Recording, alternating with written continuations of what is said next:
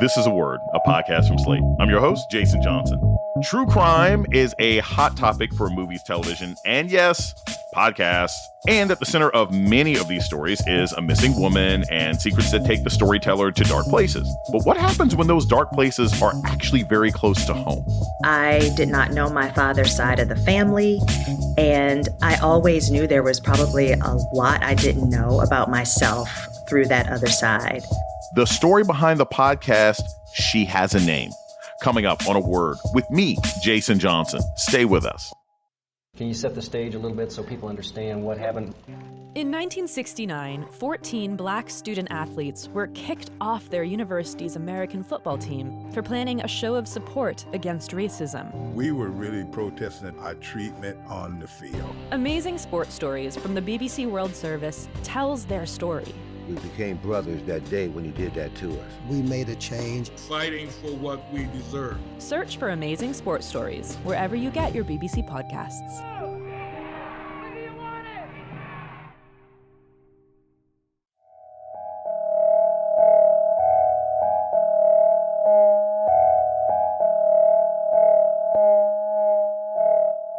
Welcome to A Word, a podcast about race and politics and everything else. I'm your host, Jason Johnson. The challenge of finding a missing person is something that's still complicated by race. The police and the media may be a lot slower to search and to mobilize community attention for African Americans than for white folks. And that's what happens now.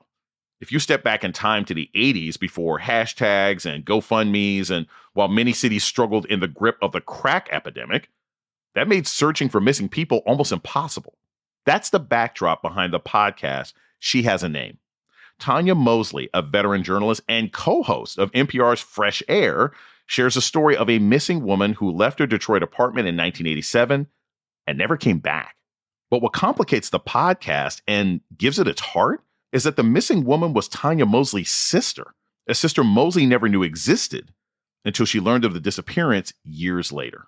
She Has a Name is both a quintessential Black family story and a compelling portrait of a city and an era in urban America.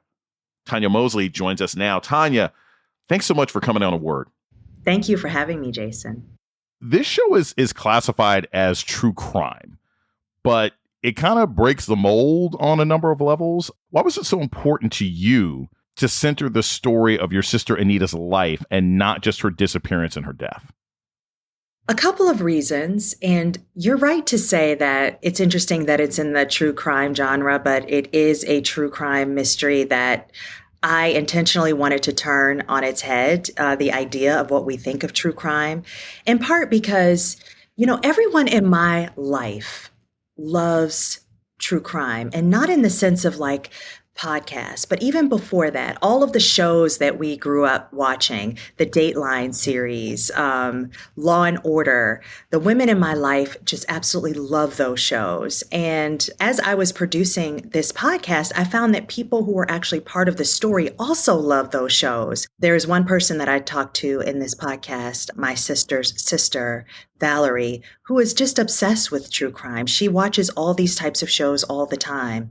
But the thing that is not true is our ability to see ourselves in this genre and to see our stories told in a complete way where you understand the nuance and depth of the person who is potentially the victim or the perpetrator. And so I wanted to center Black women in this podcast in a way that allows you to see their full humanity. And also, my sister was someone who maybe folks wouldn't consider to be the perfect victim. And we can get into what that means. But with that, I wanted people to understand what led to her decisions and ultimately what led to her disappearance and death. And I thought having this in that true crime designation was really important for us to be able to see this type of story in that designation.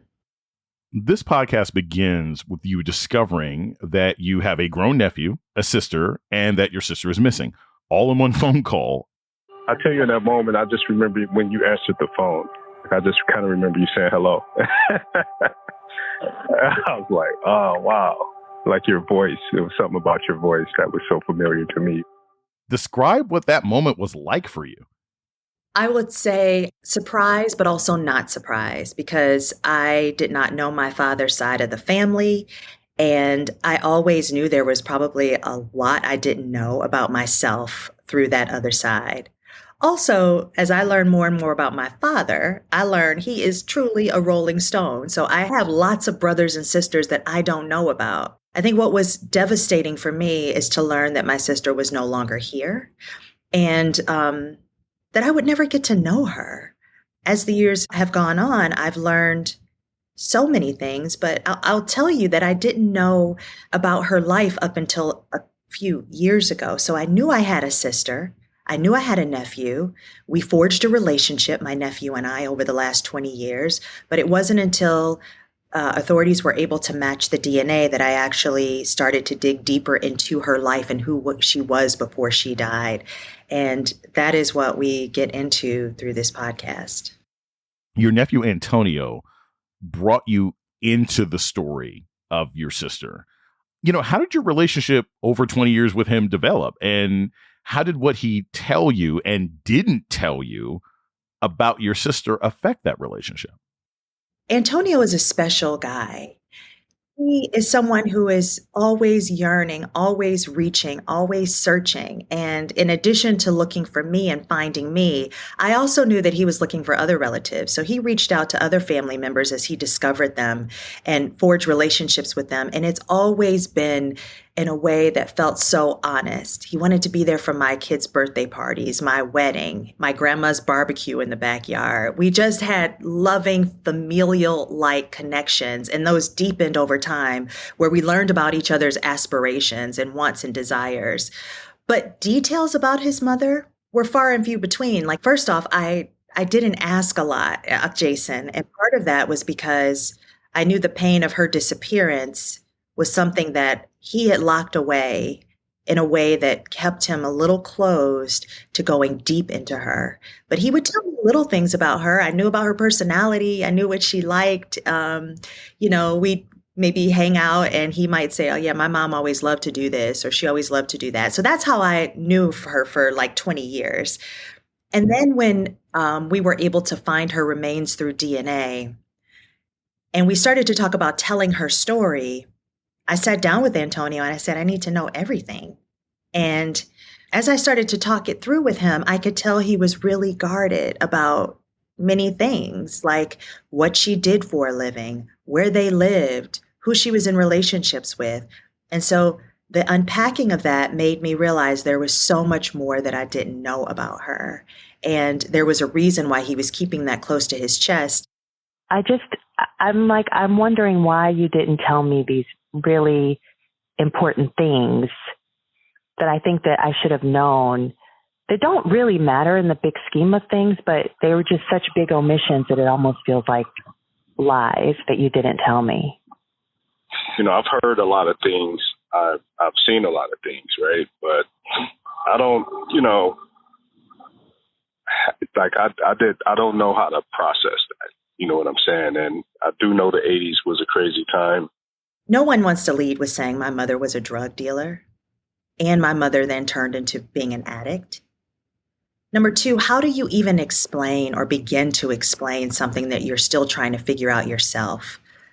She disappeared when he was 14 years old. He had an idealized version of her. He idolized her.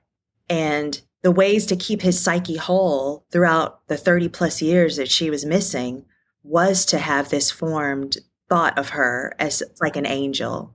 And so I've come to understand it, but I will say in the beginning, when he was very close to his chest, when we were creating this podcast, I didn't understand that. I actually thought he was keeping it close to his chest because there was some shame around it. But I realized it was him coming to grips himself with his mother's choices and behaviors, and also grappling with what he could and couldn't do at that age when his mother disappeared. We're going to take a short break. When we come back, more about the podcast, She Has a Name. This is A Word with Jason Johnson. Stay tuned. The next generation of influential Black voices can be found on NPR's new collection, Black Stories, Black Truths. Black Stories, Black Truths is a celebration of Blackness from NPR. Each of NPR's Black voices are as distinct, varied, and nuanced as the Black experience itself. In the Black Stories, Black Truths collection, you'll hear stories of joy, resilience, empowerment, and creating world-shifting things out of struggle. Every episode is a living account about what it means to be Black today, told from a unique Black perspective. From Bobby Shmurda to The Wire, Michelle Obama to reparations, there's no limit to the range of Black stories, Black truths. Black perspectives haven't always been centered in the telling of America's story. Now, they are the story. Hear a feed of episodes from across NPR's podcasts that center Black voices. It's NPR Noir. Turn on NPR today and hear a range of voices as varied, nuanced, and Black as the country they reflect. Listen now to Black Stories, Black Truths from NPR, wherever you get podcasts. Can you set the stage a little bit so people understand what happened?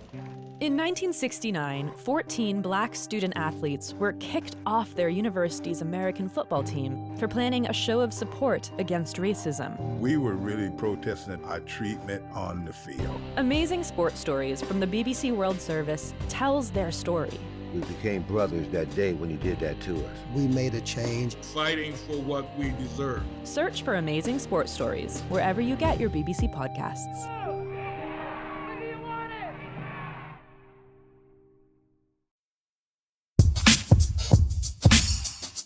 You're listening to A Word with Jason Johnson. Today, we're talking about the podcast She Has a Name with host Tonya Mosley.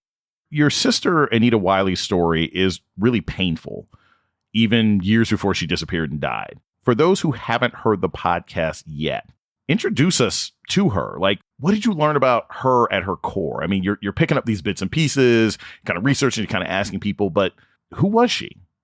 When I learn about the attributes of Anita, when I learn about her personality, what she liked, what she hoped for, what she dreamed about, it all sounds like me. We were so similar, but her life trajectory was very different because of several things that happened in her life. She had Antonio when she was 14 years old. Her mother died when she was 17 of cancer. And when her mother died, her stepfather left the family. They went to the funeral. All the kids came home. Anita was 17. She had a 3-year-old son, Antonio, and she had 2 younger siblings. They all went home and their father never came back. Her stepfather never came back. So she took care of the household. So she had to figure out how to care for these kids, how to keep the bills afloat, all of that stuff. And she got into drugs. Drug dealers were the ones who helped her. They helped her pay rent. They helped her buy food. And they taught her how to sell drugs. She was a hustler. And that's the part that reminds me of myself, because I think that we often think of the term hustler in negative terms, but like she was doing what she needed to do to survive, but she also was bringing joy to the house. Her siblings and Antonio talk about how they never felt like they were struggling because she seemed to have it all together. And when I think about when I was 17, 18, 19 years old, what she was able to do was just remarkable. But I also see that she didn't have anyone there for her in the ways that I had. I had a strong foundation through my mother and my mother's side of the family. And so as she delved deeper and deeper into drugs, she just fell into a world that really she should not have been a part of. But there was no other way for her because she didn't have other adults in her life. You know, she disappeared when she was 28 years old. So that's really young. It's before she even had a chance to even conceptualize finding her way out of this world. I think her sister Val is a great representation of like what could have happened if she had not been murdered. I was more like the homie kind, and you didn't really have no friends, and she was outgoing and, know how to put on her makeup and a dresser. All of us are dressers, but yeah, she was a dresser. Stay sharp every day. Her sister also fell into drugs, also sold drugs, but she was able to get out of that life. She was able to find treatment. She was able to have children and have a family. When I look at all of that, I think about all of the people who didn't make it from that time frame, from the 80s, during the crack era, who got caught up. People who are caught up to this day. And we vilify them. We think of them as pariahs often. We also think that they have some moral character flaw or failing, especially when they go into the depths of drugs. I think that we are better at understanding that drug use is psychological and physical. But, back in the 80s, we all bought into the war on drugs. Like, you should be punished if you are involved in any way. And so I thought it was very important to tell a nuanced story about someone like her, because she wouldn't be someone that the news would cover. The news didn't cover her disappearance. She's not someone that we would see a special on. We would just say, oh, she made all those choices and they were bad choices. And so in some way, what we're saying when we say that is that she deserved what was ultimately her fate. Did you ever go through your life and hers and look at how you differed, right? Like, what were some key moments in your life growing up, and how did those look in contrast to what you started to find out about your sister's life? I think the interesting thing about that, and this is a really good question, is I was 9 years old when she disappeared. And of course, as you know, I didn't find out about her until I was an adult. But I think about what was the difference in my life versus hers. And I think about when I was 14 years old. People are surprised to hear this because of who I am now and the woman that I was able to become because of the interventions in my life. But when I was 14 years old, I was having sex. I was smoking marijuana. I was skipping school. I was doing all of those things. And there was a big intervention in my life with my mother and with my family and with teachers who would tell my mom. I had a best friend who is no longer with us because she didn't make it, that the principal of our school and our English teacher had an intervention with my mom and said, Tonya's really smart. She keeps going in this direction and she's going to end up with a baby. She's not going to make it. And so my family was really instrumental in that. And I see through Anita's story that she didn't have that with the death of her mother and the abandonment of her stepfather. And, our father that we share was MIA. He was off doing his own thing. So I just see that as the difference. She did not have people in her life who could steer her in another direction. I even remember, and people almost laugh at this every time I bring it up because I'm just not this person anymore. But I remember there was a brief moment where I thought maybe I could sell drugs to make money. I came from the same environment that she came from. We were poor. I thought we were middle class, but we were really, really poor. And I knew that if I wanted anything in life, I would have to work for it and make it on my own. And so I briefly thought about that too. So I can't really judge the decisions that she made because I do understand them. To get to know your sister, you had to talk to a part of the family you didn't know very well. What was that like? And how did you get these people to trust you as opposed to be like, hey, that's family business. We don't want that out in the street? One thing that I knew just from being a journalist and interviewing people of color, specifically Black people, about things that are deeply personal. When you come from a mainstream media organization, there's always a little bit of suspicion because we just don't see ourselves reflected in nuanced ways. So there was a little suspicion, like, what are you trying to do? So there was some of that I had to work through just by persistence. But then once I got people to talk, I also had to slow them down because the ways we do see ourselves are often incomplete or through sound bites. So they're trying to get everything in all at once. And it's like, no, we have all the time in the world for you to dig up the memories and the thoughts you have and tell me how you're feeling. So that took a moment. It added almost a full year to our production schedule because there are a lot of people that I talked to who then ghosted me, and I had to keep reaching out to them, going to Detroit and just showing up and showing them that I wasn't in it just for something really quick, but I was invested in the story.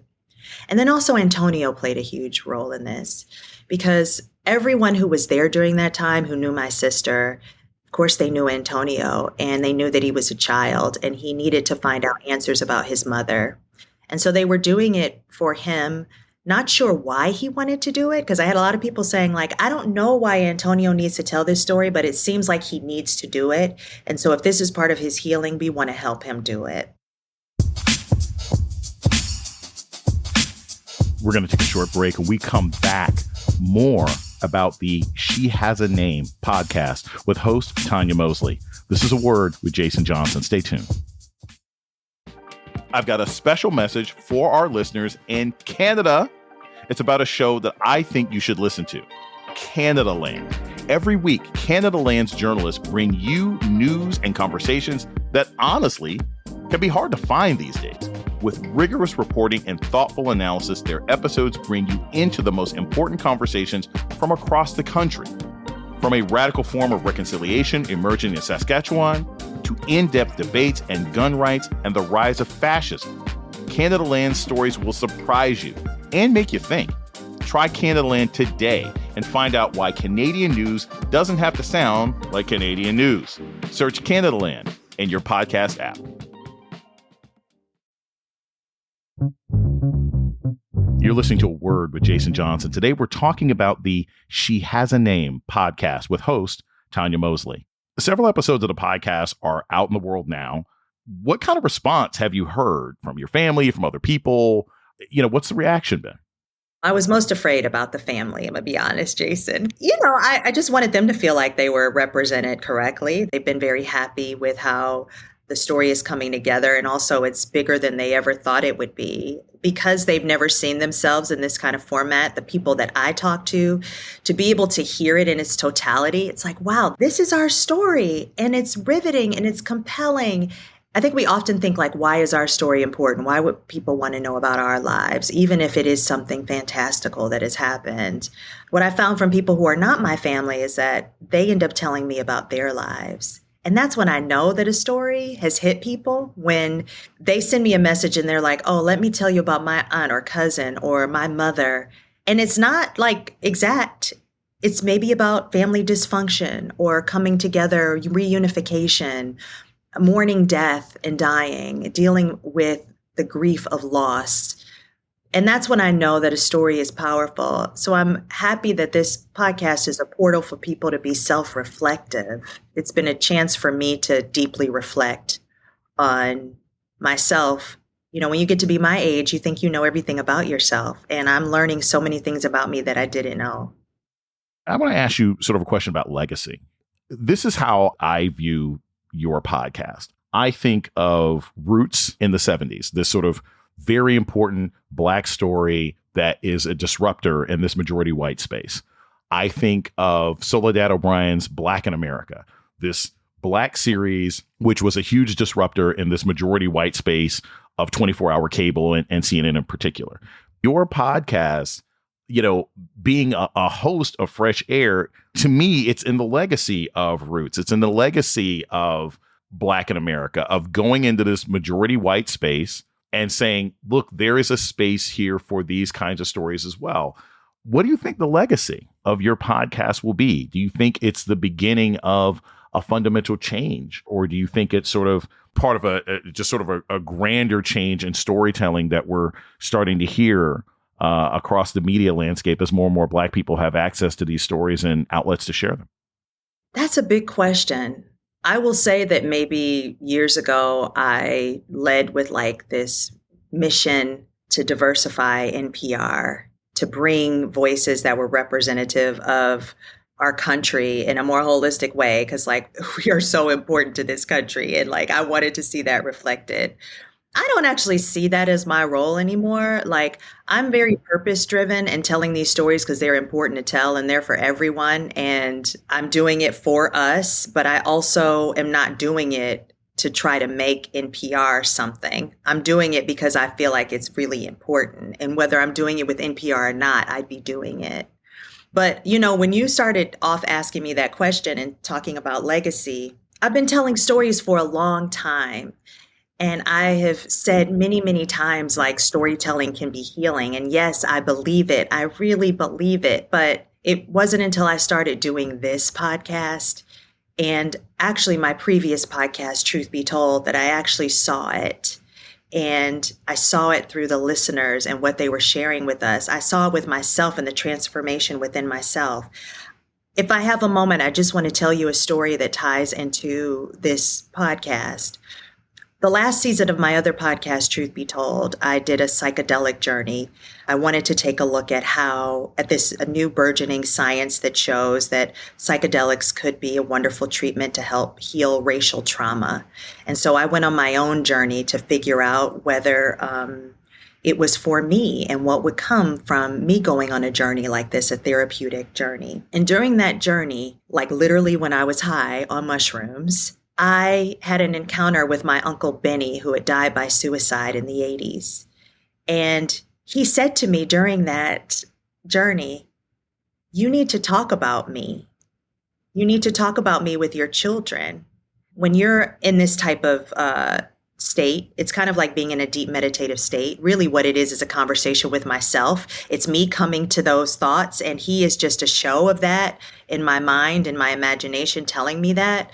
But what it was actually true. My uncle died of suicide, and when he died, his name and his presence died with it, because the pain was so much that people never talked about my uncle. But he was deeply important to me and who I am as a person.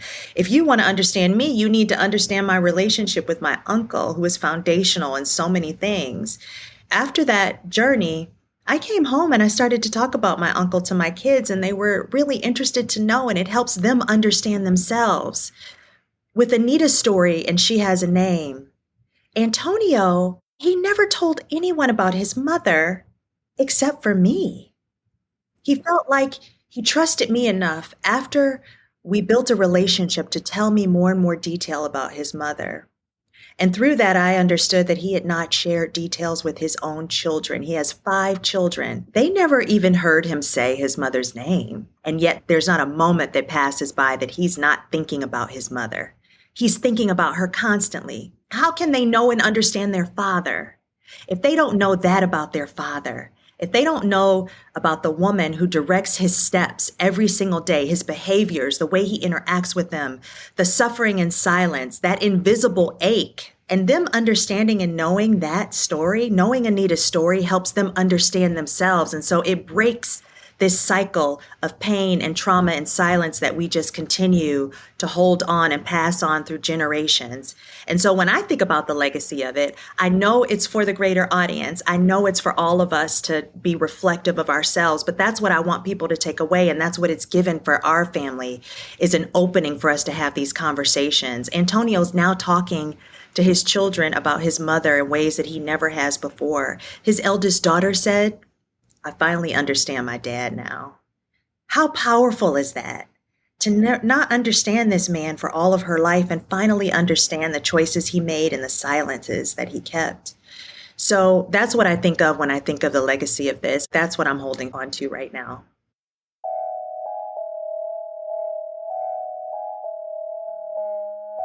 Tonya Mosley is the host of the She Has a Name podcast, available wherever you listen to podcasts.